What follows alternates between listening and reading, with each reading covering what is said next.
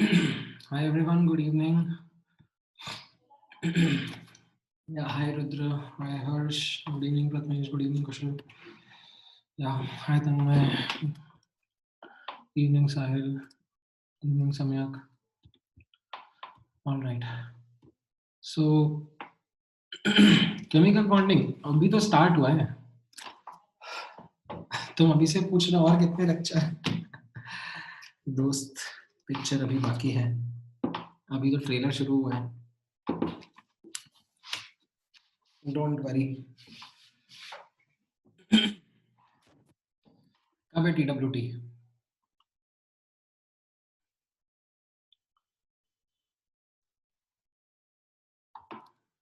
अच्छा, इस संडे को.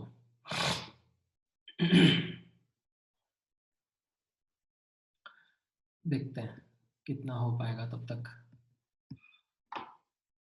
अकॉर्डिंगली आप लोग TWT दोगे.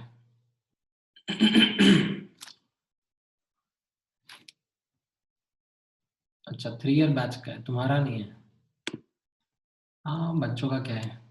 मनीषा के सब टेस्ट तो दिखते हैं. जो है वो देते रहो.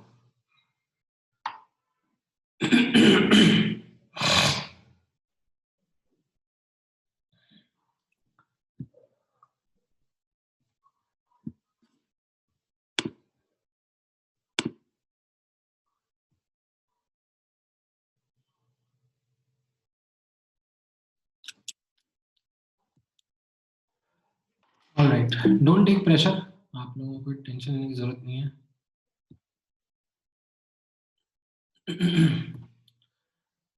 चलो आगे का पढ़ते हैं. हम लोगों ने लास्ट क्लास में हाइब्रिडाइजेशंस डिस्कस करे थे s और p ऑर्बिटल्स के, and we were able to summarize them. Then in the last class we introduced d orbital hybridization also, and usme I had told you that it is kind of controversial. Reason being that d orbital ka energy level is not something which is similar to s and p. However, the older theories do take d orbital hybridization into account, and that is what we are going to now work with. Now, what is the explanation for taking the d orbital hybridization? What is the justification that is given in the older literature? वो आप एक बार समझ लो. And उस justification के पीछे का जो background है, उस जस्टिफिकेशन के पीछे की जो थ्योरी है, it will incorporate certain examples like this कि PCl5 एग्जिस्ट कर रहा है बट PH5 नहीं मिलता. It's not that phosphorus can't expand its octet. Phosphorus can expand its octet, but it is not doing so with, say, hydrogen. SF6 मिल रहा है, but SH6 नहीं मिलता है. And इसके पीछे भी there is nothing like repulsions का reason और large groups का reason, right? जैसे अपन ने थोड़ा टाइम पहले डिस्कस किया था कि Cl(I7) नहीं मिलता है, right? इसके पीछे हमने क्या रीजन दिया था कि iodine is too large in size to accommodate 7 iodines around a chlorine atom is not possible. So we gave the reason of repulsions. We gave the reason of repulsions, and we gave the reason of you can say bulkiness. However, यहाँ पर तो वो reason भी applicable नहीं है. Like ClF3 exist करता है, but ClH3 नहीं मिलता है. Now, अब यहाँ पे नोटिस करना, what was the justification for such examples that was provided. So when you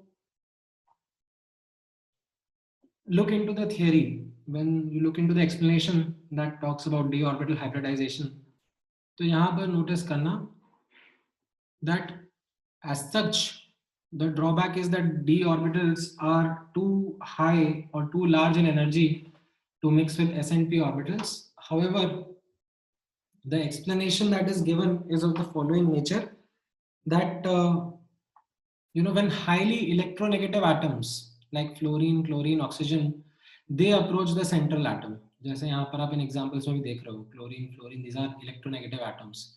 When they approach the central atom, they induce a partial positive charge on the central atom. Now what this does is this helps in shrinking the orbitals. It helps in shrinking the size of d orbitals more so. And what it does is it brings the size and energy of d orbitals closer to s and p orbitals to allow the mixing to happen. This is the rationale, or this is the justification that is given. Now, of course, आप लोगों को completely समझ में नहीं आएगा, because as I said that the theory is controversial in nature, but it is an older version only that we'll have to study. That आपने notice भी करा होगा ना, जैसे लेफ्ट टू राइट हम लोग पीरियोडिक टेबल में जाते हैं, राइट, तो साइज डिक्रीज कर जाता है. क्यों? Because the effective nuclear charge increases. तो उसी तरीके से यहाँ पर भी लाइक ये कमेंट किया जा रहा है कि एक सेंट्रल एटम पर, right, you have say phosphorus का central atom, right, and it is approached by electronegative chlorine atoms, right. Then what they will do is that they will take the electrons away from the phosphorus atom and induce a partial positive charge on it, as compared to a situation where it was present in isolation. Because of this partial positive charge, there is this shrinking of orbitals that happens around the nucleus of phosphorus. And this causes the d orbitals to contract much more as compared to s and p orbitals. Now again, no need to get into much of detail of it, because as such आपको d orbital hybridization पढ़ना है बस, and उसमें आगे जाना है. Like you'll have to understand कि okay, for some reason d orbital hybridization is being considered, and let's see what that hybridization is looking like. So यहाँ पर आप नोटिस करना, हम लोग d ऑर्बिटल को इंक्लूड करता हुआ हाइब्रिडाइजेशन डिस्कस कर रहे हैं. We call it sp3d hybridization. Now what is sp3d hybridization? 1s, 3p and 1d orbital mix to give 5 sp3d hybrid orbitals. And how will these hybrid orbitals be arranged so that repulsions between them are minimized? The 5 sp3d orbitals are going to be arranged in a TBP, trigonal bipyramidal geometry. अब यहाँ पे एक key piece of information notice करना, that in this case, in case of sp3d hybrid orbitals, ये जो TBP geometry बनेगी, इसमें what I'm going to come across, as you would have also thought about it, that not all hybrid orbitals will be identical. ऐसा क्यों होगा? आप यहाँ पे नोटिस करना with this example of PCl5. Now PCl5 में you have phosphorus in ground state 3s2 3p3, but because 5 chlorine है, 5 bond बनाने हैं, तो क्लोरीन अपना फॉस्फोरस अपना इलेक्ट्रॉन एक्साइट करेगा.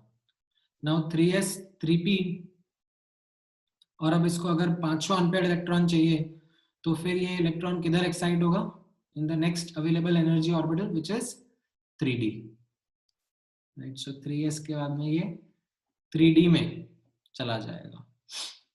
Now again the justification behind such excitation is from the fact that chlorine is highly electronegative, right, and it is able to provide energy related to such excitations, right. Again, same reason that pH5 is not found is because hydrogen isn't that electronegative to cause this excitation, to take the electrons from 1s or from s to d.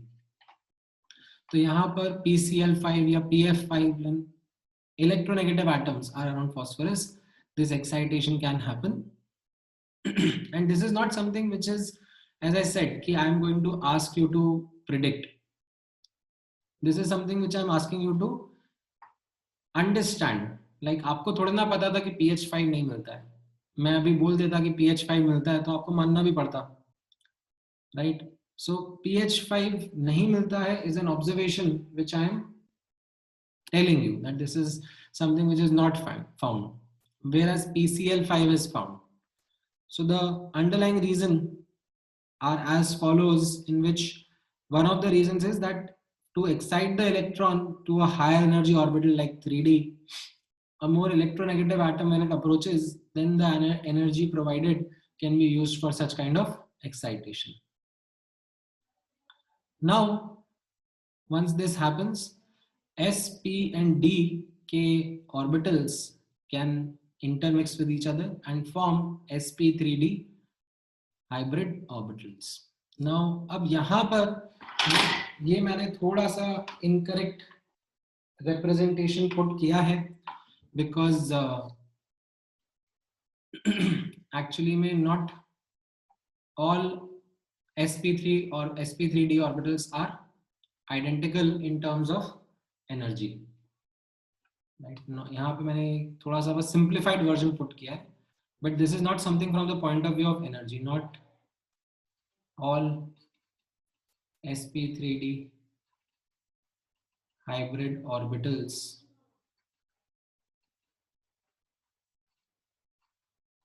are same energy. In fact, यहाँ पर आप notice करना which d orbital goes in hybridization, that also is going to play a role over here. So notice karna, again, when we are going to talk about sp3d hybridization, this is important to understand that sp3d hybridization is a combination of sp2 plus pd.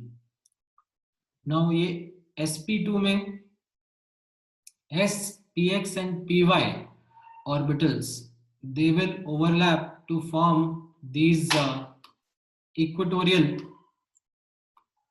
let me use a different ink. It is sp2, तो इसमें ये equatorial hybrid orbitals बनाएंगे, right? And P and D combine to form the axial hybrid orbitals. Now, in terms of size and energy, यहाँ पर because P and D character ज़्यादा है as compared to these, you can intuitively now guess and understand that axial orbitals are slightly more elongated, are bigger in size, have a greater energy as compared to the equatorial orbitals. In case of sp3d, right, understand this bifurcation. You have sp2 plus pd, where the equatorial, इसमें ये भी चीज ध्यान रखना, the equatorial hybrid orbitals are formed by s, px and py, right, whereas these axial hybrid orbitals are formed by pz and dz square, right? So I'm showing you the axis ka orientation also. So along the vertical line, along this axis is the z axis. तो इसके along यहाँ पर आपका pz and dz square oriented है, and they are intermixing to give you these hybrid orbitals along the z axis. And in the xy plane, s and px py orbitals are intermixing. Like ये equatorial plane ऐसे बाहर की तरफ आ रहा है और ये के अंदर की तरफ जा रहा है, इस तरीके से ये ड्रॉ किया हुआ है. तो ये आपको sp3d हाइब्रिडाइजेशन के बारे में समझना है, राइट? अब अगर इंटरन्यूक्लियर एक्सिस इसमें लाइक अभी क्लोरीन आ रहा है, तो क्लोरीन का कैसा रहेगा? अगर यहाँ पे क्लोरीन बॉन्ड करेगा तो वो किस तरीके से आ जाएगा? लाइक क्लोरीन का p ऑर्बिटल इधर ओवरलैप करेगा, इधर ओवरलैप करेगा, इधर ओवरलैप करेगा, लाइक p ऑर्बिटल्स ओवरलैप करेंगे, सिग्मा बॉन्ड्स फॉर्म कर रहे होंगे विद दीज हाइब्रिड ऑर्बिटल्स।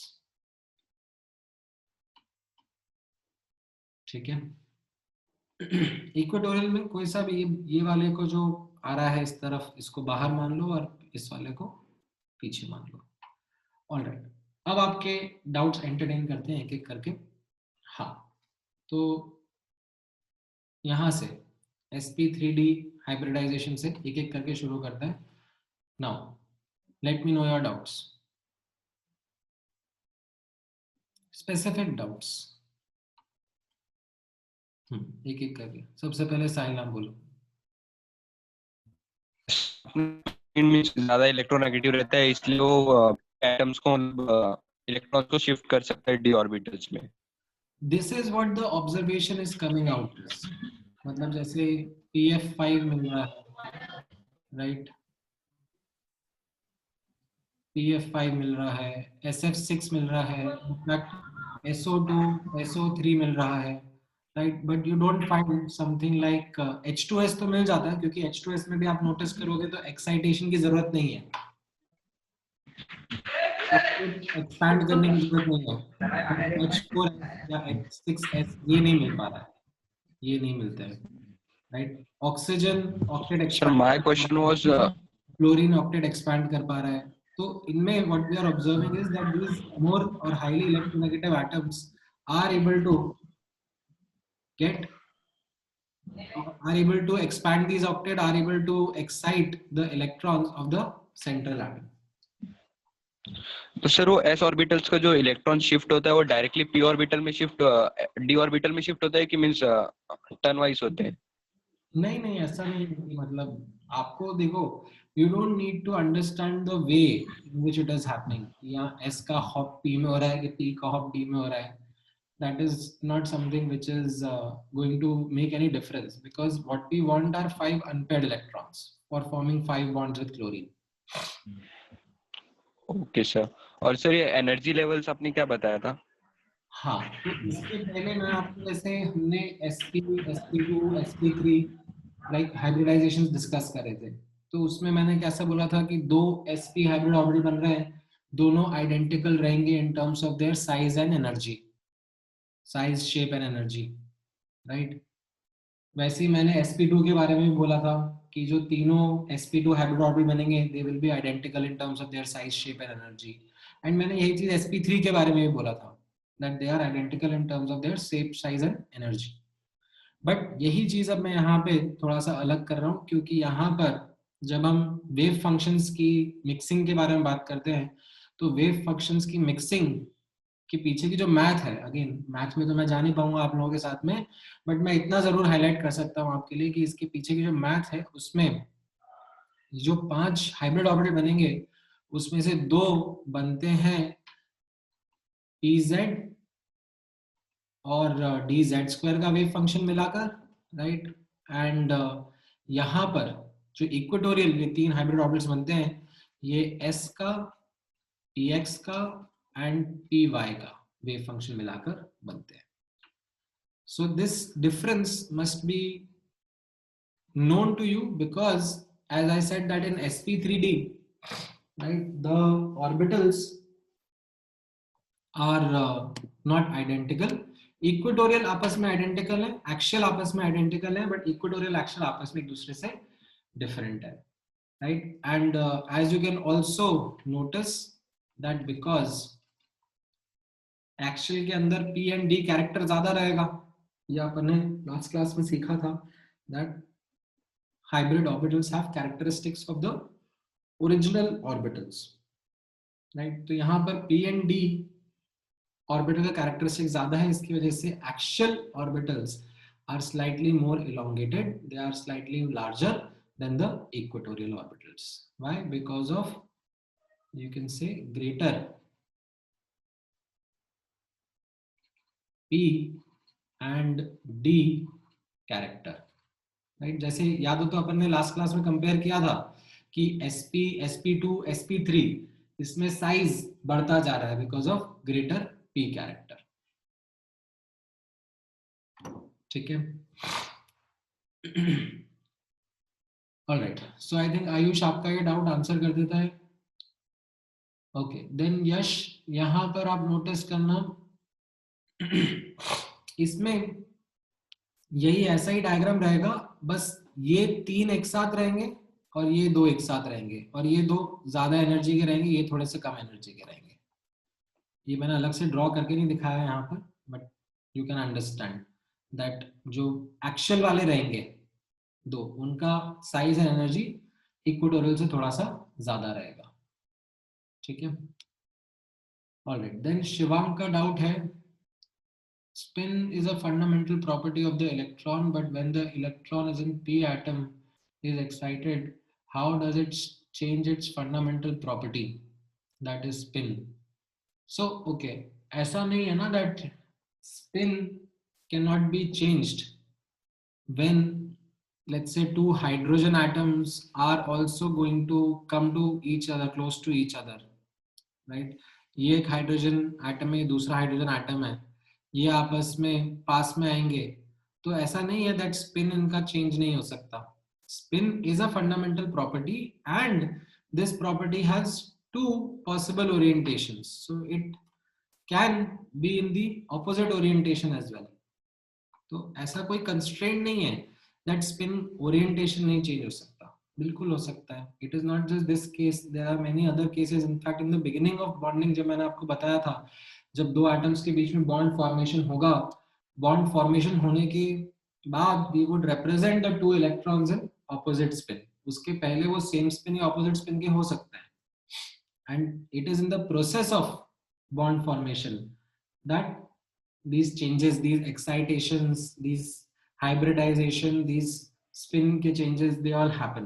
क्योंकि ऐसे isolated atom में नहीं हो रहा है, only when एक atom के पास और atom आ रहे हैं, interaction हो रहा है, right, उसकी वजह से ये सब changes होते हैं. All right.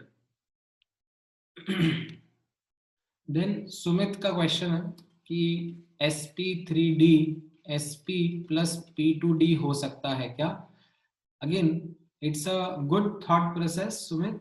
Like आप explore कर सकते हो ये सब options, but the thing is कि ऐसा नहीं है कि अपने मन से मैं कुछ combination बना के आपको बता रहा हूँ. Like these are something which are based on, as I said, the wave functions, right? अब जैसा हम लोगों ने डिस्कस किया था कि ये जो वेव फंक्शंस हैं ये आपस में मिक्सअप होकर हाइब्रिड ऑब्जेक्ट्स बना रहे हैं, तो इन वेव फंक्शंस की प्रॉपर्टीज कैसी हैं and how they are intermixing, इसके पीछे का mathematical treatment is what is governing how these hybridisations are going to happen. Of course, Abhi, because you are not familiar with the mathematical background, you can have certain such doubts like this. That's absolutely okay. However, what I would again request you to remember is that sp3d is a combination of sp2 and pd, and I would also request you to remember the orbitals. ठीक है. All right. Then next question है यश का. Will the energy of sp3d lie between the energy of all the 3 orbitals or any 2 or something like that? हाँ, सो आप ये सोच सकते हो ना, जो ये sp2 वाले रहेंगे इनकी s और p के बीच में लाया करेगी, p और d की एनर्जी, और सॉरी pd जो हाइब्रिड ऑर्बिटल्स बनाएंगे उनकी p और d के बीच में लाया करेगी. बिल्कुल that same logical understanding that we had वो यहाँ पर भी डेवलप होगी. ठीक है. ऑलराइट, देन अक्षत का डाउट है, इलेक्ट्रॉन s ऑर्बिटल से d ऑर्बिटल पर एक्साइट होता है, स्टेप वाइज होता है, लाइक p and d. नहीं, ऐसा कुछ नहीं है Akshat, and that doesn't even matter. Like यहाँ पर इलेक्ट्रॉन एक्साइट हो रहा है, it can go from s to d directly. ऐसे कोई स्टेप बाय स्टेप एक्साइटेशन का प्रीरेक्विजिट नहीं है.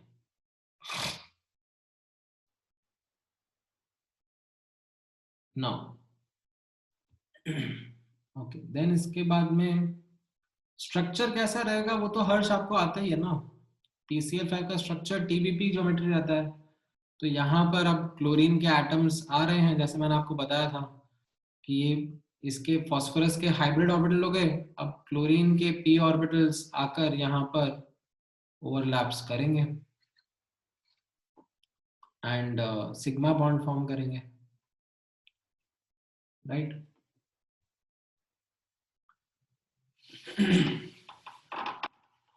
ऑलराइट, देन एक और डाउट था इसका, किसका, हर्ष का। Does positive charge get induced on the central atom? That is what the background explanation is given in books, that to justify a d orbital ka hybridization. Also, as I said, again I'm reiterating that this is a controversial part, that does this really account for d orbital hybridization? The answer is no, as per the newer theories. But because as I said that ये हमारे syllabus का part है अभी भी, तो हम लोग ये older version ही treat कर रहे हैं, ठीक है। हाँ, then अक्षत आपका डाउट नहीं समझा मुझे, एक्साइटेशन एनर्जी डिफरेंस नहीं होता क्या, as in?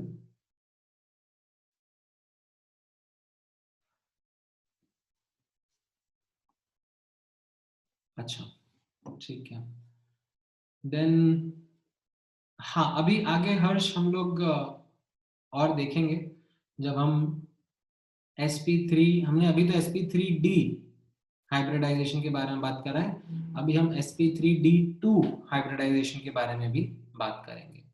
एंड यहाँ पर फिक्स है, यहाँ पर ऐसा इंटरचेंज मत करना कि अपनी मर्जी से इधर px और pz को इंटरचेंज कर दिया, नहीं नहीं, dz स्क्वायर के साथ में pz का ही मिक्सिंग करना है। So don't intermix orbitals according to your whims and fancies. Make sure that you remember that these are the orbitals that are participating in hybridization, ठीक है। Now, अब यहाँ पर नोटिस करना sp3d2 hybridization. Now sp3d2 hybridization, as you can guess, is a combination of 1s, 3p and 2d orbitals. एक minute, हाँ, 1s, 3p and 2d orbitals giving rise to 6 sp3d2 hybrid orbitals that are arranged in square bipyramidal or octahedral geometry. Now in this case of sp3d2, the mixing of all the 6 orbitals happens in a uniform manner, and what we get are 6 identical hybrid orbitals. And in order to get this identical mix, can you take up a guess of which d orbitals should be hybridizing? Any guesswork from your side? मतलब तुक्का ही मारोगे, just by the shape and orientation of d orbitals, maybe you would want to take a guess. इसके पीछे की maths तो अपने को नहीं आती है, but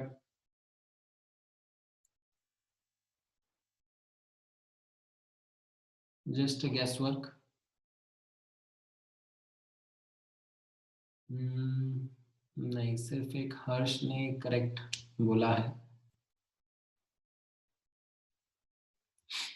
ऑलराइट, सो यहाँ पर नोटिस करना the dz square and d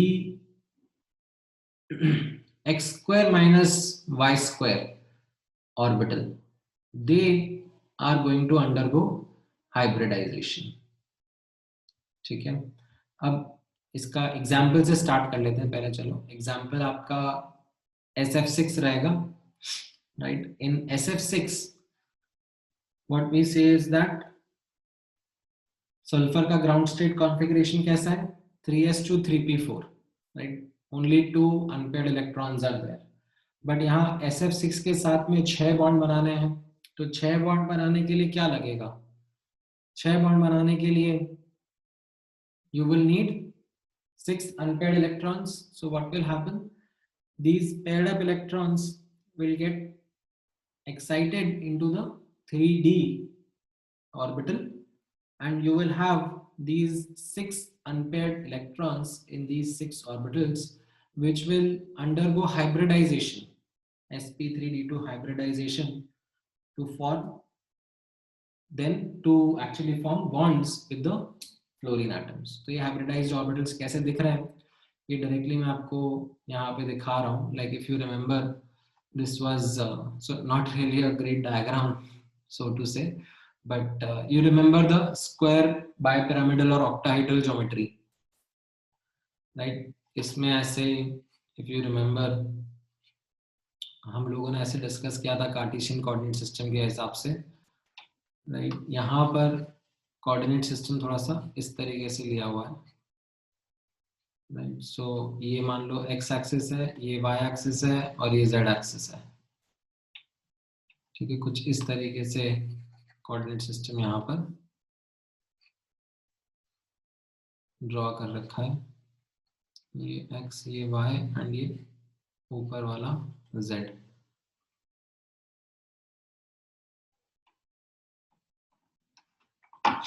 So इसमें now the mixing orbitals are again to be remembered over here, right? मैं in fact इनको अलग से highlight करता हूँ. P के तो तीनों orbital mix हो रहे हैं, but D के आपको ध्यान में रखने, dz square and dx square minus y square orbital intermix होंगे.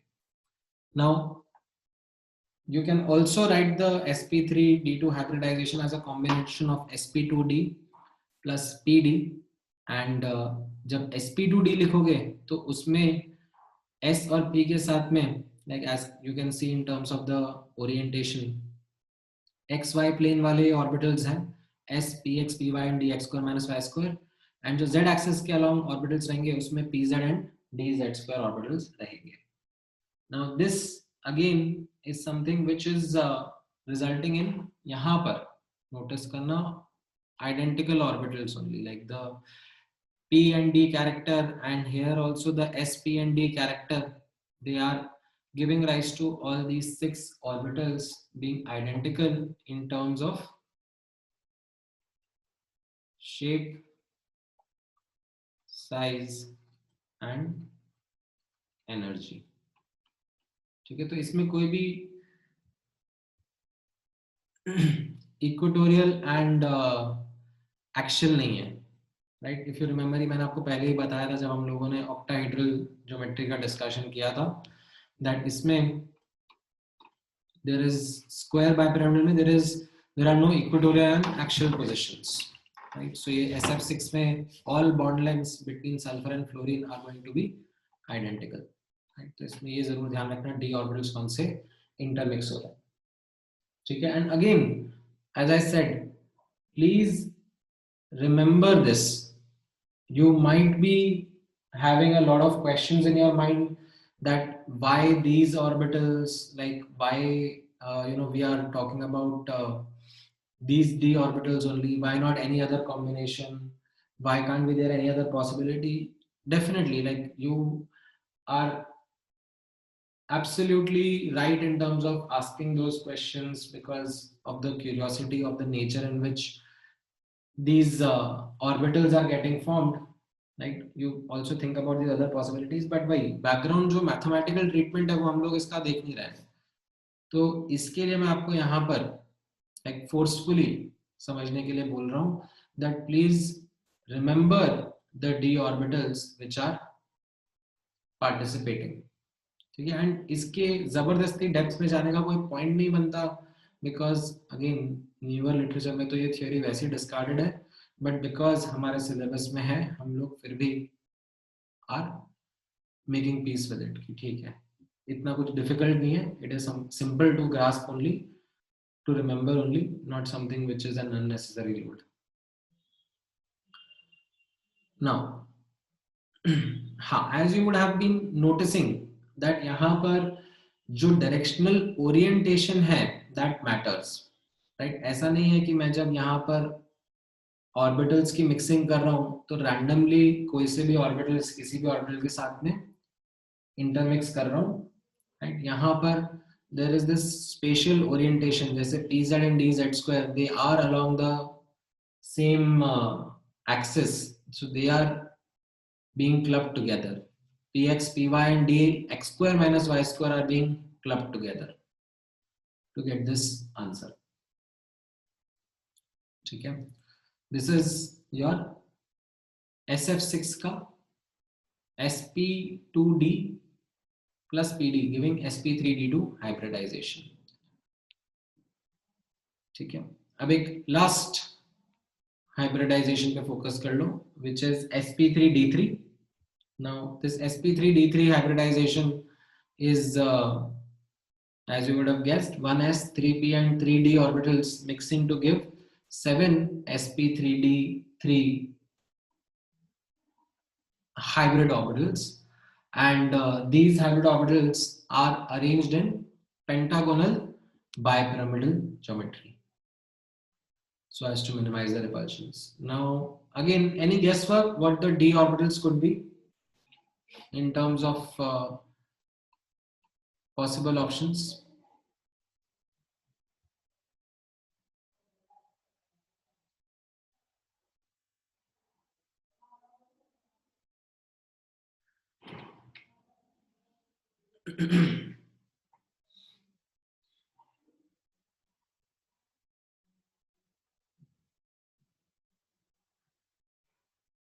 थोड़ा ज्योमेट्री के हिसाब से भी सोचो, पेंटागोनल बायपिरामिडल ज्योमेट्री है, राइट। तो इसमें एक इक्वेटोरियल प्लेन होता है एंड दो एक्सियल पोजीशंस भी होती हैं, तो what would make more sense? हाँ, कुछ कुछ स्टूडेंट्स का पैटर्न फॉर्म हो रहा है, they are able to come up with an answer.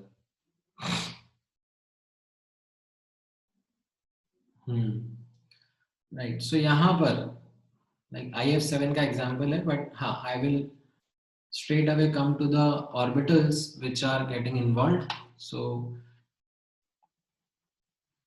dxy, dx square minus y square and dz square. These are the orbitals. You might have come up with the guess about some students did put in a guess कि dxy, yz and zx भी तो ले सकते थे, right? But the thing is, ये जो axial वाले हैं, right, you can see that एक तो ये plane में रहेंगे पेंटागन, right, and उसके vertical ऊपर नीचे दूसरे lobes हैं, right. तो यहाँ पर the thing is that if I would have taken say dy या dyz या zx, तो उनमें क्या है, y component and x component भी रहता, just along z axis रहने के लिए you have these pz and dz square का combination. ठीक है, so that is what is, you can take a hint from the orientations. Of course the mathematical treatment is what lies behind this, but yes, do remember यहाँ पर again not all identical in terms of energy and even size, right. Again, if I would ask you यहाँ पर कौन से orbitals का energy level ज्यादा रहता, equatorial का कि axial का? Any guesswork from our previous understanding? हाँ, correct यश, राइट. जैसे यहाँ पर मैं in terms of energy आपसे पूछूंगा या फिर size पूछूंगा, तो correct. Equatorial are going to be longer, equatorial are going to be having more D characteristic, so they are going to be longer, they are going to have a greater size, greater energy as compared to the axial ones.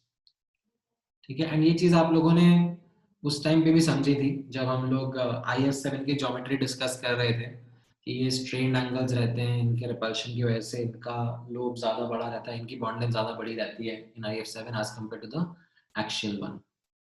ठीक है, so this time we are understanding it from the perspective of the characteristics in the hybrid orbitals, right? तो as a quick recap, ठीक है, आप यहाँ पे notice करना, हम लोगों ने sp3d हाइब्रिडाइजेशन डिस्कस करी है, जिसमें we have sp2 plus pd का कॉम्बिनेशन, एंड इसमें the axial bond length is more than equatorial bond length. Axial lobes are longer than the equatorial lobes because of a greater, you can say, p character or d character as compared to the equatorial orbitals, right? sp3d2 mein, like what we are seeing is that in terms of the combination, we have this s, px, py and d, x square minus y square forming the four lobes in the xy plane, and then z axis ke along we have pz and d square, pz and dz square forming the hybrid orbitals. And in this case it kind of balances out. These orbitals come out to be equal in terms of their shape, size and energy, right? Despite having a different combination in the background, like यहाँ पर maybe p and d z square का जो contribution है वो s px py and d x square minus y square के combination से equal हो गया. That's why we are finding this kind of all orbitals identical kind of orientation.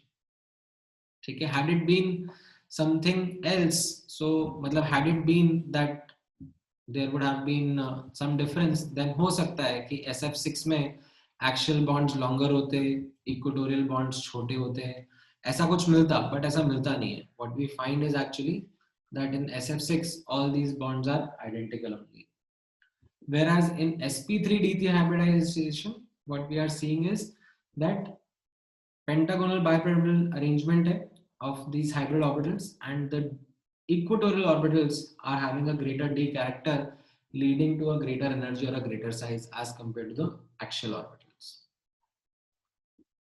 ठीक है, so एक पैटर्न आपको समझ में आया जहां पर ये d ऑर्बिटल का हाइब्रिडाइजेशन इन्वॉल्व हो रहा है. ठीक है, नाउ 8 मॉलिक्यूल्स का भी रहता है वैसे हर्ष, मतलब there is something called as square anti-prismatic, but we'll let it be. We'll not go it because it's something जो कि मतलब काफी rare kind of an example है. एक दो गिने चुने examples हैं उसके which we generally don't find in the P block as well. Like those are some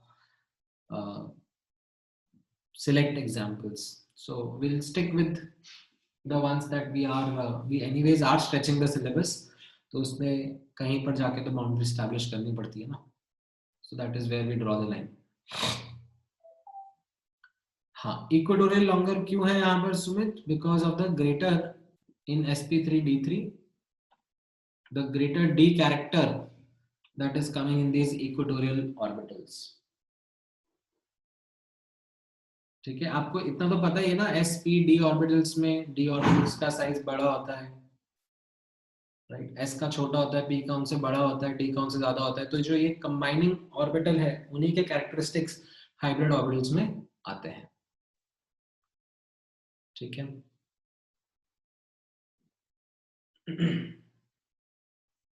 now these are the ones which are you can say the more common examples. Of course, if you get into more details of hybridization, there are more examples which are explained by some other hybridizations also.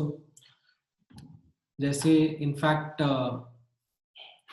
यहाँ पर आप notice भी करोगे that if you try to look at hybridization, you might come across some DSP hybridizations also, जो D block के elements के लिए रहती हैं, but अभी हम लोग उसमें नहीं जाएंगे. ठीक है, we are primarily focused on P block, and here we have these SP, SP2, SP3, SP3D, SP3D2 and SP3D3 hybridizations only. ठीक है, there are other combinations also, will not go there. All right, now अभी तक आप notice कर रहे थे different different हाइब्रिडाइजेशंस, ठीक है। आप लोगों ने कुछ सिलेक्ट हाइब्रिडाइजेशन समझ ली है एंड उनके पीछे के इन्वॉल्वमेंट ऑफ ऑर्बिटल्स भी समझ लिए हैं। नाउ अभी तक जो एग्जांपल्स मैं आप लोगों के साथ में डिस्कस कर रहा था उनमें मैं बता रहा था दैट लेट्स से IF7 का एग्जांपल मैं डिस्कस कर रहा हूँ तो उसमें बता रहा हूँ कि ये हाइब्रिडाइजेशन है। However, in future now you yourself can predict the hybridization of an atom in a molecule, right? आपको लोएस्ट स्ट्रक्चर पता है, ये इसकी प्रीरेक्विजिट रहेगी, right? Correct lowest structure is a prerequisite.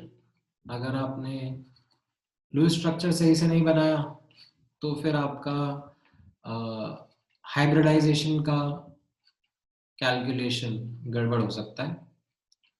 तो किस तरीके से रहेगा, आप पहले लोएस्ट स्ट्रक्चर बना लो कंपाउंड का, ठीक है। फिर जिस एटम का हाइब्रिडाइजेशन आपको निकालना है कि उस एटम के ऑर्बिटल्स कैसे हाइब्रिडाइज हुए होंगे, तो आप उस एटम के ऊपर फोकस करो एंड उस एटम का something called as steric number निकालोगे।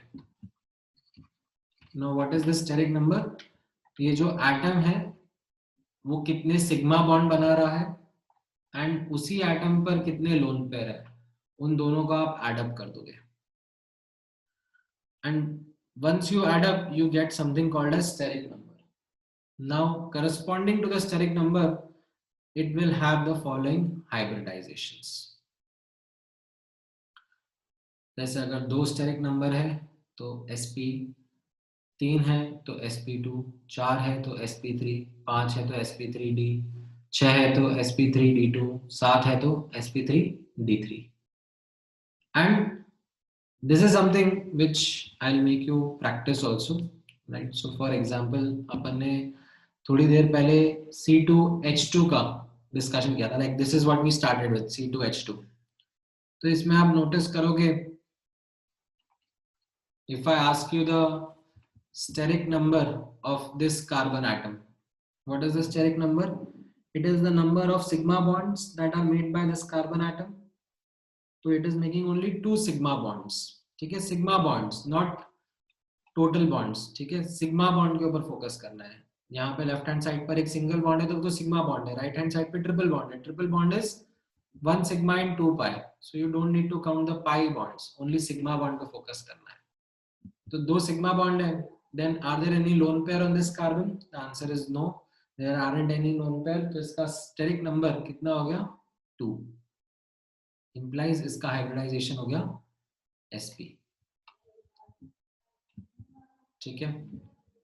So this is the way in which you can understand calculation of hybridization. एक थोड़ा सा एक different सा example लेते हैं। So let's say ammonia, right? Ammonia का lowest structure कैसा है? It has got a lone pair, right? Hydrogen, hydrogen and hydrogen on top of it, right? And again, if I do the counting of the steric number, there are 3 sigma bonds and 1 lone pair. So the steric number is 4. That means that the hybridization is sp3, right?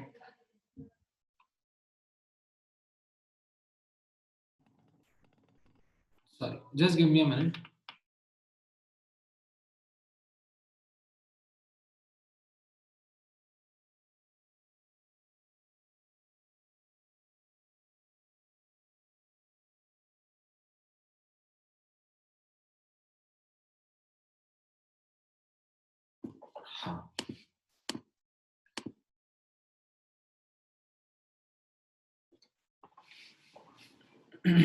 Right, इस तरीके से रहेगा, ठीक है। अब जैसे थोड़ा सा कॉम्प्लिकेटेड एग्जांपल लेते हैं, let me take a little bit of more complicated example.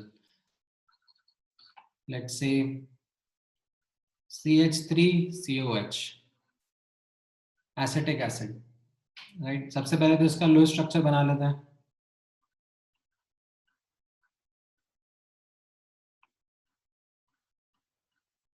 Right. इस तरीके से इसका लोएस्ट स्ट्रक्चर रहेगा। नाउ अब जो भी मैं ये रेड से हाईलाइट कर रहा हूँ उन सब एटम्स का मुझे हाइब्रिडाइजेशन बताओ क्या रहेगा फटाफट।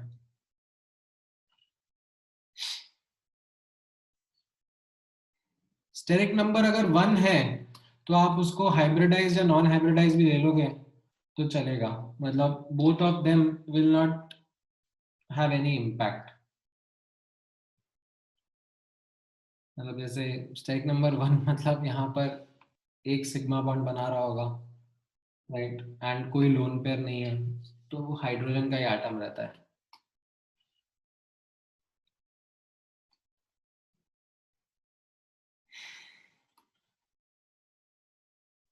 राइट, कैसा रहेगा ये? This carbon will be sp3 hybridised, 4 sigma bonds है इसके, 0 lone pair. Alright, what about this carbon atom? इसका क्या रहेगा? It has only 3 sigma bonds, 0 lone pair, तो this one will be sp2 hybrid. ठीक है। What about this oxygen? It has got 1 sigma bond and 2 lone pairs, इसके around 2 lone pair रहेंगे, तो steric number 3 ये आपका हम बोल रहे हैं sp2 hybrid. Right, what about this oxygen? Right, इसके बारे में हम लोग क्या बोल रहे हैं? 2 सिग्मा बॉन्ड और इसके 2 लोन पेयर रहेंगे।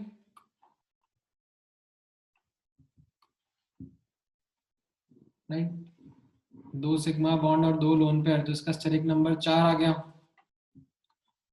तो इसका हाइब्रिडाइजेशन हम लोग क्या बोल देंगे यहाँ पर अभी? sp3। ठीक है, इस तरीके से हम इसका डिस्कशन करेंगे। ऑलराइट, आपने अभी ऑर्गेनिक में रेजोनेंस आगे पढ़ना शुरू कर दिया है क्या? ऑर्गेनिक में आगे रेजोनेंस का डिटेल? अच्छा, सिर्फ IUPAC ही पढ़ा है। ठीक है, पढ़ लोगे तो उसके बाद ये वाला ऑक्सीजन कंट्रोवर्शियल लगेगा आपको, लगेगा नहीं, मतलब it is not controversial, it is something जो कि अभी आपको आइडिया नहीं है बट बाद में आपको आइडिया मिलेगा। ठीक है, ऑर्गेनिक में सिखाएंगे वो, क्योंकि यहाँ पर जो एक लोन पे रहेगा वो एक्चुअली रेजोनेंस में इन्वॉल्व रहेगा। ठीक है, समथिंग कॉल्ड एज कॉन्जुगेशन, जो आप बाद में देखोगे। Maybe some students would have done KVPY के लिए सम लेक्चर्स, तो शायद आप लोगों ने देखा होगा। बट हम लोग अभी बॉन्डिंग का एकदम बेसिक आइडिया लेंगे as part of chemical bonding chapter. आपका इन डेप्थ जो रेजोनेंस इफेक्ट होता है वो आपका GOC में कवर होगा आगे आगे। बट ठीक है, अभी के लिए इतना एक बेसिक आपको अंडरस्टैंडिंग आना चाहिए। ठीक है, ऑलराइट, नाउ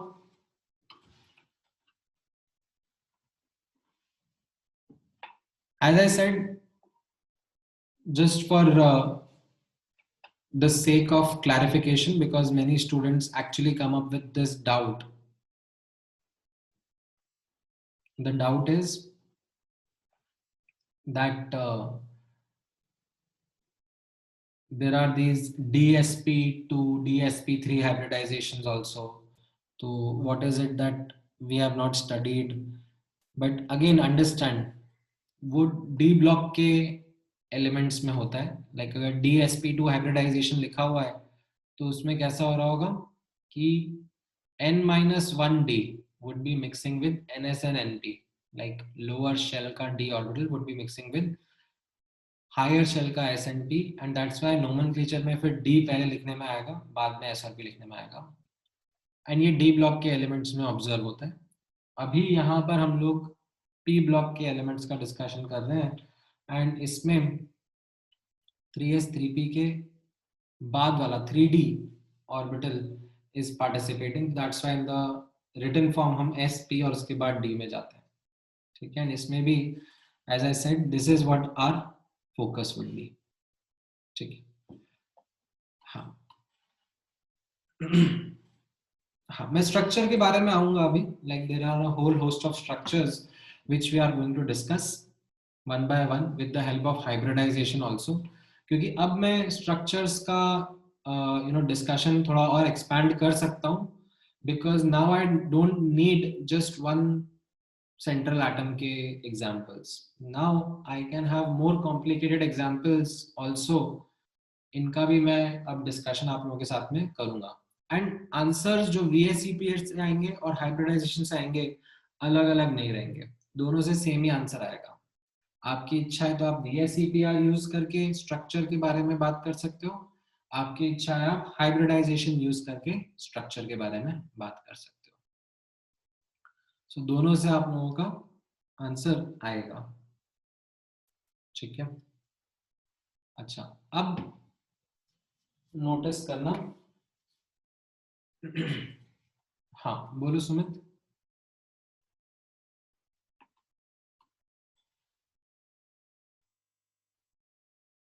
हेलो सर। बोलो। सर हम लोग sp3d को लाइक ऐसे d sp3 ऐसे लिख सकते हैं ना? नहीं, वही तो मैं मना कर रहा हूँ ना, that we are following this sp3d because same shell के ऑर्बिटल्स आर इंटरमिक्सिंग, इसलिए 3s 3p 3d के। अगर आप देखोगे you will come across hybridisations like dsp2, ऐसा एक हाइब्रिडाइजेशन बहुत कॉमन मिलेगा आपको। तो उसमें क्या हो रहा होगा, n शेल का s और p n-1 शेल के d के साथ मिक्स हो रहा होगा, बट ये मिक्सिंग हमारे लिए अभी इम्पोर्टेंट नहीं है, बिकॉज ये सब d ब्लॉक के कंपाउंड्स में मिलते हैं, so that is sir we are not focused on this. Yes, sorry doubt था हाँ सर। स्टेरिक नंबर से हमें शेप ऑफ मॉलिक्यूल भी पता चलता है ना? हाँ, सो स्टेरिक नंबर से आपको हाइब्रिडाइजेशन मिल जाएगी, और हाइब्रिडाइजेशन से अभी आपने थोड़ी देर पहले ही समझा था कि कैसे ऑर्बिटल्स का अरेंजमेंट रहता है। मैं वही एग्जांपल्स आपको प्रैक्टिस कराने वाला हूँ अभी, लाइक इसके जस्ट बाद में ये जहाँ पर with the help of these hybridizations I'm going to further elaborate on the shape of molecules, right? So we'll start with this example that we have here just below with us. इसमें you have this kind of a example with you, and before I start elaborating on it, my question is the molecule planar?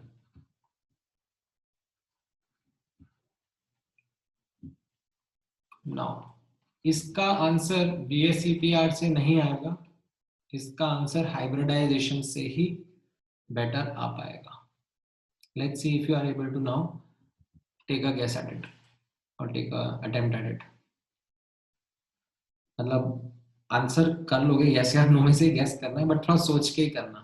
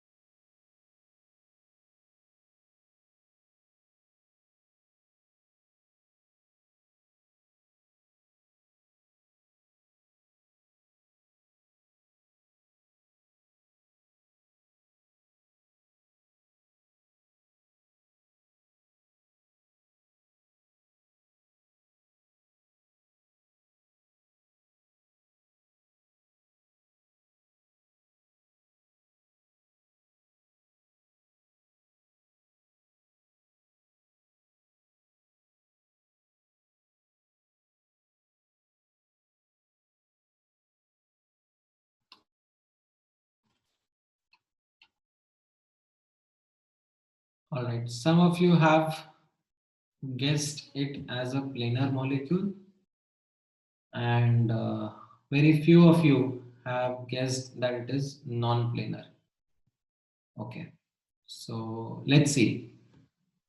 What will it be? The answer is that this molecule is non-planar. VSEPR से नहीं strike होगा, right? In fact, यहाँ पर let me actually remove this only, otherwise आप थोड़ा सा confused रहोगे. ये मैं अलग से एक एग्जाम्पल लेकर आप लोगों के साथ में डिस्कस कर लूँगा. I'll just hide this one. All right, so यहाँ पर अब आप नोटिस करो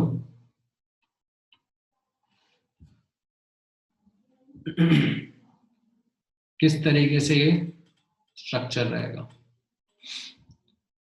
सो C2, अब यहाँ पर देखना, as per VSEPR, right, what you might say is that okay, ये कार्बन जो सेंट्रल वाला है, right, bond pair 2 lone pair 0, तो इसके अराउंड लीनियर 180 डिग्री. ठीक है, फिर ये जो दूसरे कार्बन है, ठीक है, थोड़ा बड़ा बना लेते हैं.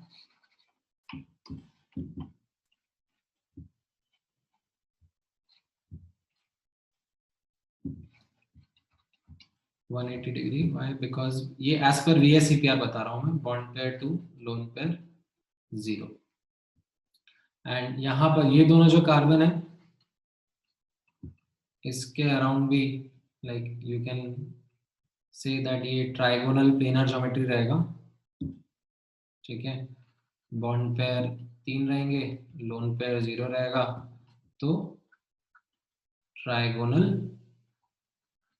प्लेनर रहेगा, राइट. हो सकता है ये फ्लोरीन भी सेम प्लेन में हो, या फिर हो सकता है कि ये फ्लोरीन अंदर बाहर हो, राइट.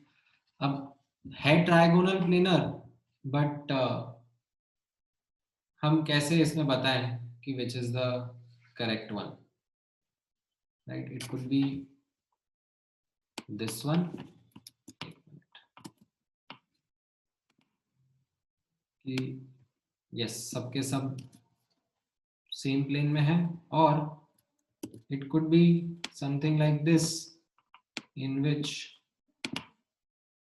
से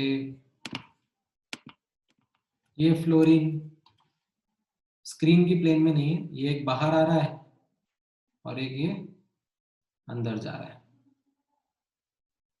ठीक है, समथिंग ऑफ दिस नेचर. तो फिर तो ये सेम प्लेन में नहीं रहे. डिलेमा समझ में आया आपको VSEPR का?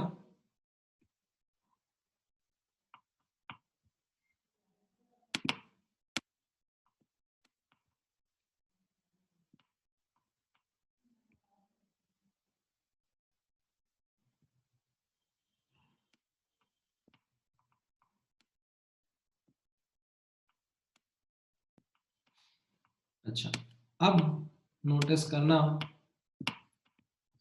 that how we are going to be able to overcome this dilemma using VBT and the concept of hybridization. All right.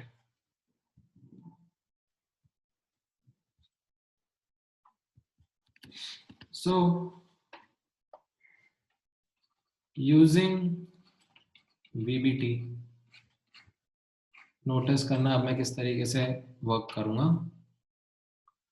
I have थोड़ा सा मैं बड़ा स्ट्रक्चर बना रहा हूं.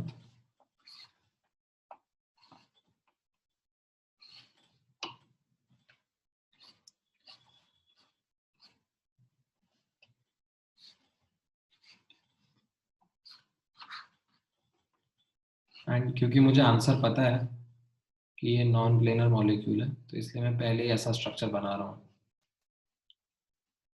अदरवाइज मैं बाद में ही बना सकता हूँ, बट दैट्स ओके। अब नोटिस करना, सबसे पहले ये सेंट्रल कार्बन एटम जो है, इसका हाइब्रिडाइजेशन बताओ मुझे, क्या रहेगा?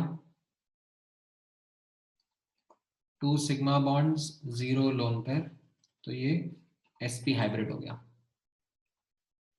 Now which p orbital would you want to hybridize?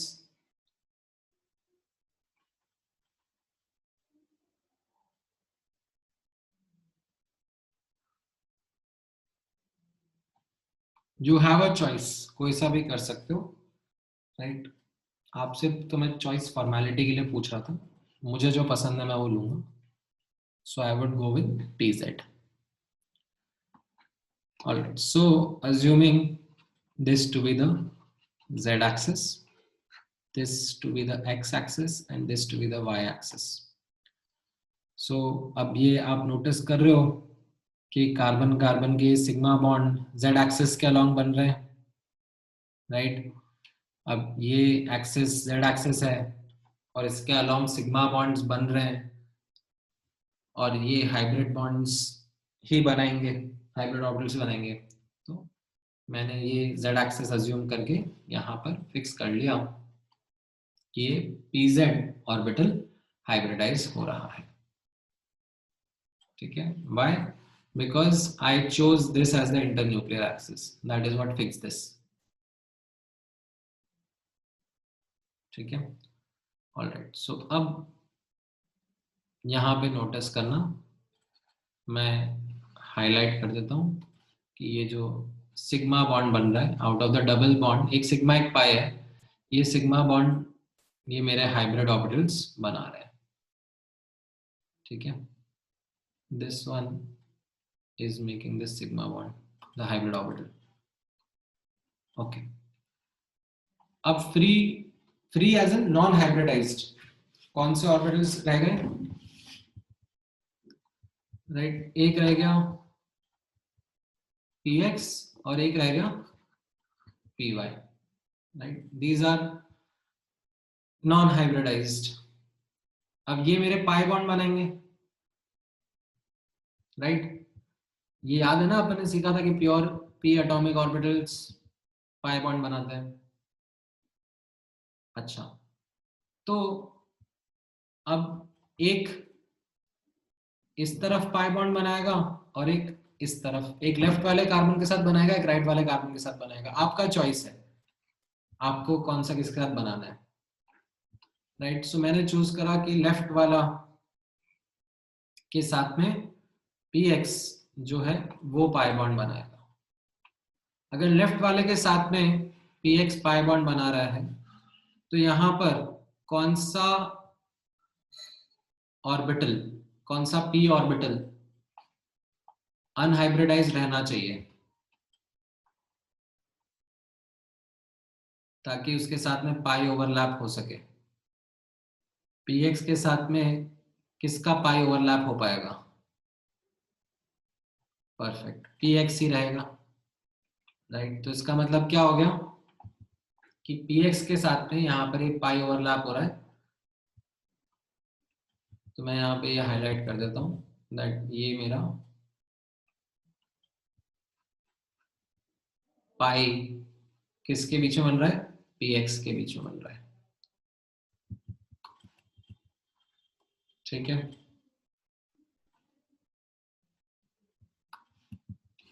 Alright, तो यहां पर अब आपको समझ में आएगा कि यू कैन काउंट कि यहाँ पर 3 सिग्मा बॉन्ड है और 0 लोन पेयर है, तो यहाँ पे हाइब्रिडाइजेशन कौन सी है, right? Which hybridisation is here? sp2.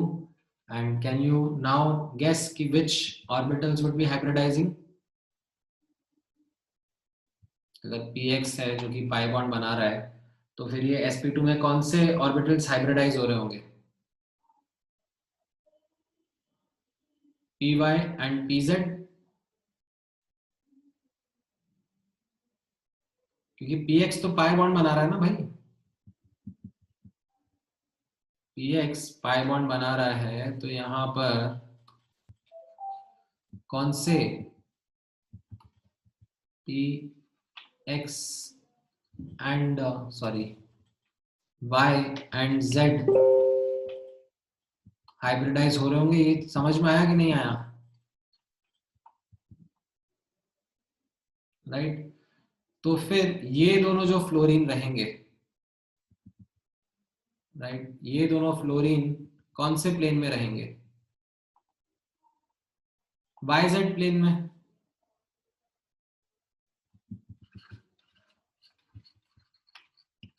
Right, so ये दोनों फ्लोरीन YZ प्लेन में प्रेजेंट रहेंगे with the carbon atom. Right, ये समझ में आया आपको?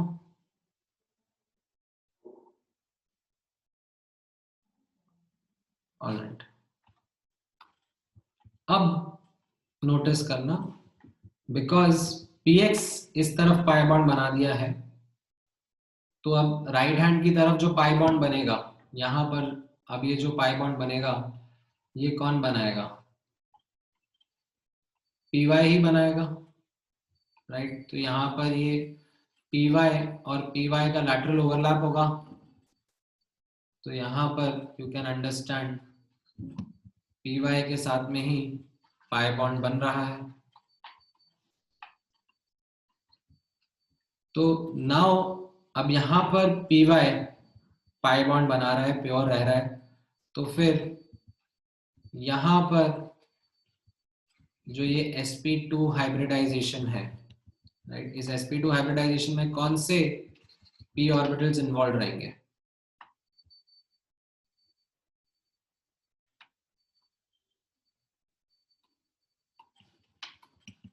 Correct, x and z।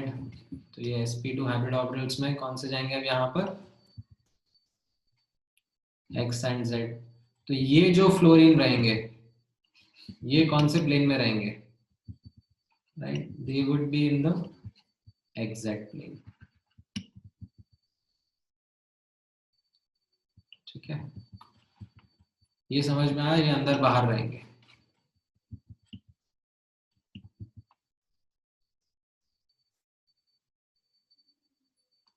ठीक है, एंड ये मैंने उल्टा बना दिया, इसको मैं यहाँ पर x बोल देता हूँ और इसको y बोल देता हूँ। तो स्क्रीन के प्लेन में रहेगा ये yz प्लेन और ये xz प्लेन अंदर बाहर कर रहा है। तो अब आपको समझ में आया that this is a non planar molecule.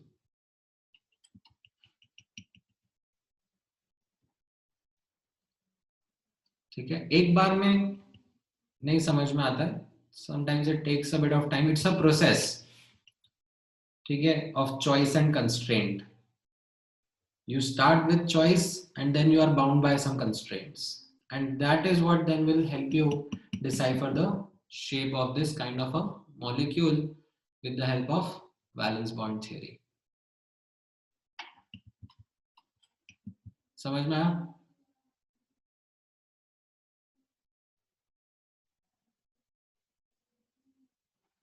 देखो ना यहाँ पर ये YZ प्लेन तो स्क्रीन का प्लेन है, बट XZ प्लेन कौन सा है? अंदर बाहर का ही प्लेन है ना, दैट्स वाई ये अंदर बाहर जा रहे हैं।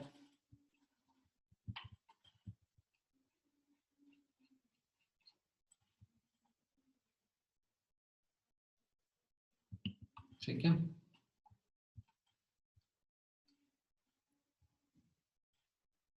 ये समझ में आया? एक एग्जांपल और कराता हूं मैं, so as to help you take another attempt at this.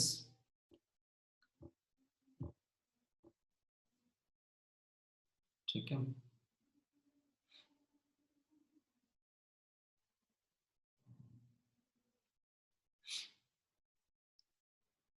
अब नोटिस करना, हाँ आप चेंज कर सकते हो, मतलब you could have taken a choice of कि यहाँ पर px की जगह मैं py ले लेता हूँ, तो कोई दिक्कत नहीं है, ये वाले फ्लोरीन xz प्लेन में आ जाते और फिर ये वाले फ्लोरीन yz प्लेन में आ जाते, so that's okay, you could have exercise that choice. Sir, हाँ बोलो Ayush. so all of this is based on our initial assumption that the pi bond, sigma bond between the two carbon atoms lies along the pz internuclear axis, right? हाँ, सो देखो first choice यहाँ पर देखना मेरा कैसा था. फर्स्ट चॉइस मैं एक बार सीक्वेंस ऑफ इवेंट्स आपके साथ रीआइटरेट कर देता हूँ. दैट फर्स्ट चॉइस क्या था मेरा? z axis along carbon carbon. ठीक है, that was my first choice. What it led to was a constraint. What was the constraint? That pz of central carbon atom, in fact all the carbon atoms, but ठीक है focus करते हैं central carbon atom पर. pz of central carbon atom to hybridize, right? Why? Because sigma bonds will be formed कैसा? Along internuclear axis by hybrid orbitals,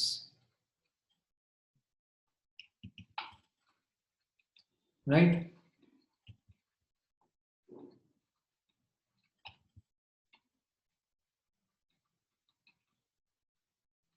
समझ में आए? पहला चॉइस कंस्ट्रेंट का सेट था. फिर उसके बाद में वापस से चॉइस आपको मिली, मतलब ये pz तो हाइब्रिडाइज होगा और px and py pi bond बनाएंगे. अब यहाँ पे चॉइस क्या लिया अपन ने? LHS carbon and central carbon का pi bond, right? LHS carbon and central carbon का pi bond between px and px. ये हमने चॉइस ली. तो इससे अब क्या क्या कंस्ट्रेंट्स आ गए? अब इससे पूरे मॉलिक्यूल के ऊपर कंस्ट्रेंट्स आ गए, राइट? क्या क्या कंस्ट्रेंट्स आ गए कि अब यहां पर left hand side carbon will be sp2 hybridized with the pz and py, right? And as a result the left hand side fluorine atoms are in yz plane, right? और भी constraint आ गया इससे. अब क्योंकि बचा तो एक ही p ऑर्बिटल है सेंट्रल एटम का, py, राइट? तो right hand side carbon and central carbon का pi bond will be what? Between py and py, right? समझ में आया?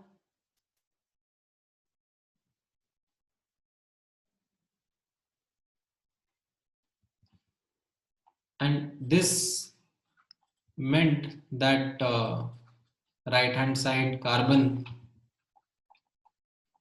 will be sp2 with which p orbitals? pz and px. तो ये right hand side के fluorine atoms are in exact plane.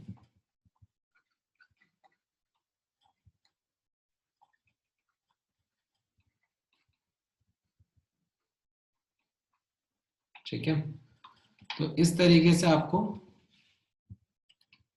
ये theory थोड़ा सा और डेप्थ में स्ट्रक्चर्स को एक्सप्लोर करने में हेल्प करती है. ठीक है, अदरवाइज तो ठीक है, मतलब you can now use this concept of hybridization to determine or understand the shapes of even more molecules one by one, right? जैसे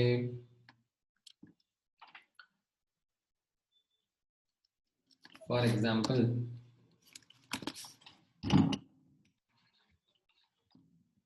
benzene,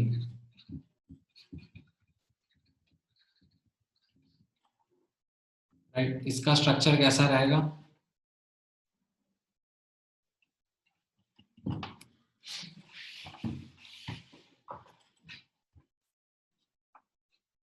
इसका लो स्ट्रक्चर आपको अगर याद है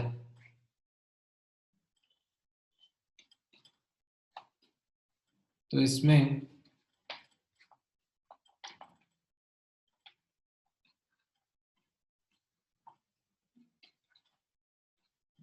all carbon are sp2 hybridized,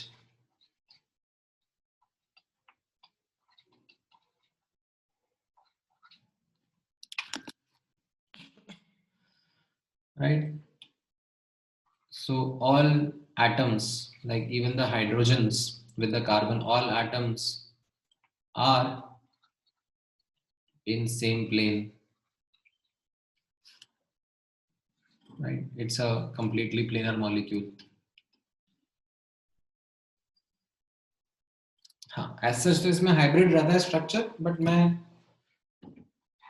जो दोनों कैनोनिकल फॉर्म्स है, right, उनसे आपको ये चीज एक्सप्लेन कर रहा हूँ, ठीक है, because both the canonical forms are identical only, तो ये हाइब्रिड भी उन्हीं से बन रहा है, right? So a bit more complicated examples can be dealt with this. अच्छा, if I ask you about C6H12 cyclohexane,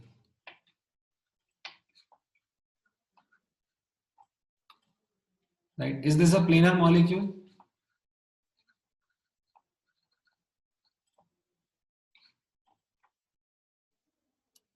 In your knowledge, will this be a planar molecule?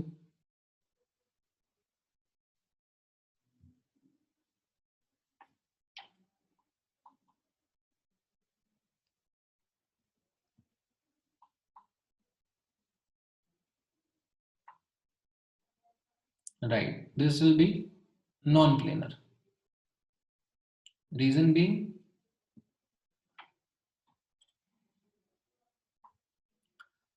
if you will look at the structure of it, तो इसमें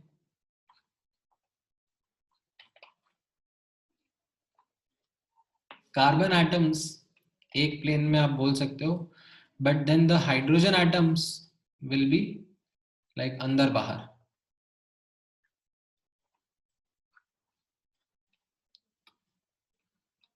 ठीक है, मतलब जैसे ये hydrogen बाहर आ रहा है, ये हाइड्रोजन अंदर जा रहा है, ऑल द कार्बन आर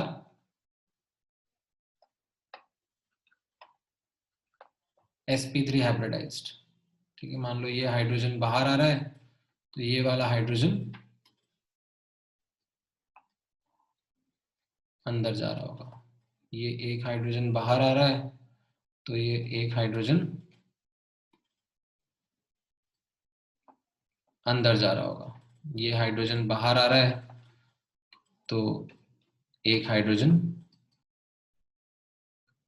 अंदर जा रहा होगा, ठीक है।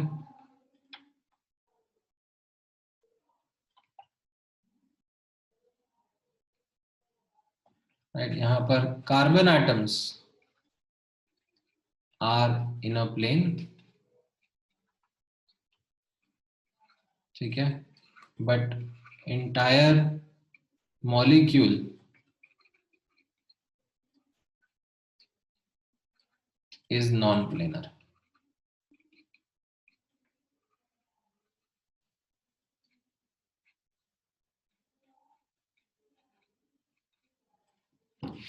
ठीक है,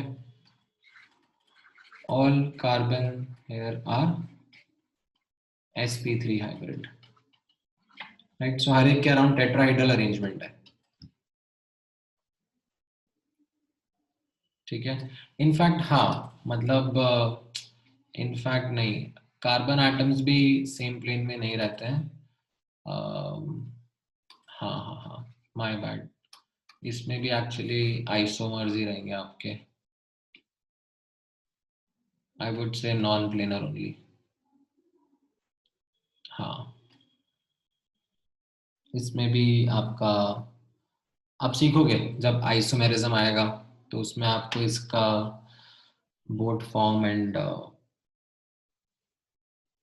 ऐसा, I forgot what was that called. There was another form. ठीक है, so all the carbon are sp3 hybrid. The molecule is non-planar. All right. Then एक example और discuss कर लेते हैं just before we close today's lecture. So ICl2 minus. Give the hybridization of I and shape of ion, shape of this ion or shape of this molecule कैसा रहेगा?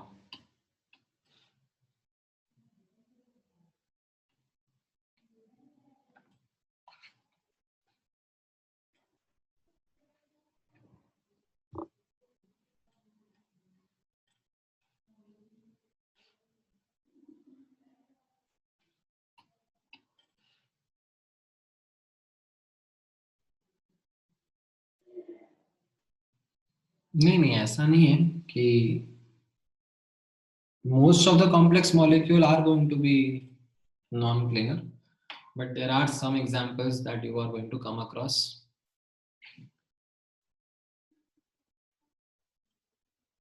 हाँ, तो सबसे पहले इसमें आप लुईस स्ट्रक्चर बनाओगे, राइट। लुईस स्ट्रक्चर में आपको रियलाइज होगा दैट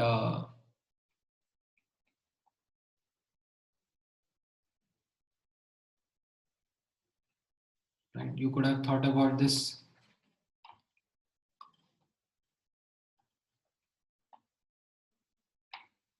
आयोडीन पर नेगेटिव चार्ज आप पुट कर दोगे तो फिर इस पे आप काउंटिंग करोगे तो सिग्मा बॉन्ड तो 2 आ जाएंगे एंड लोन पेयर 3 आ जाएंगे, तो इसका मतलब that this will be sp3d hybridized, right। sp3d hybridized में iodine के around you will have TBP arrangement, right, and lone pair कहाँ पे जाएंगे अब इसमें, right, the lone pair will go to these equatorial positions,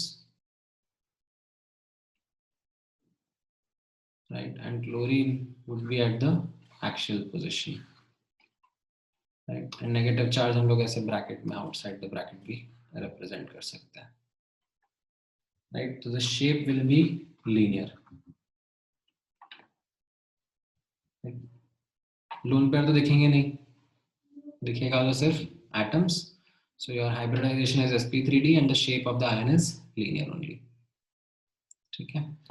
तो इस तरीके से आपको मैं और कुछ एग्जांपल्स की प्रैक्टिस कराऊंगा। हाँ, आप Cl पे भी चार्ज रख दो, फर्क नहीं पड़ेगा, राइट। देन आपको डेटिव बॉन्ड बनाना पड़ेगा on the iodine atom, the answer will remain the same, it won't change, ठीक है। थोड़े से और प्रैक्टिस करेंगे नेक्स्ट क्लास में, examples with hybridisations, like I will give you certain examples in homework only, वो आप प्रैक्टिस करके नेक्स्ट क्लास में लेके आओ एंड देन हम आगे का डिस्कस करते हैं, ठीक है। चलो आज के लिए इतना काफी है, ऑल राइट, टेक केयर।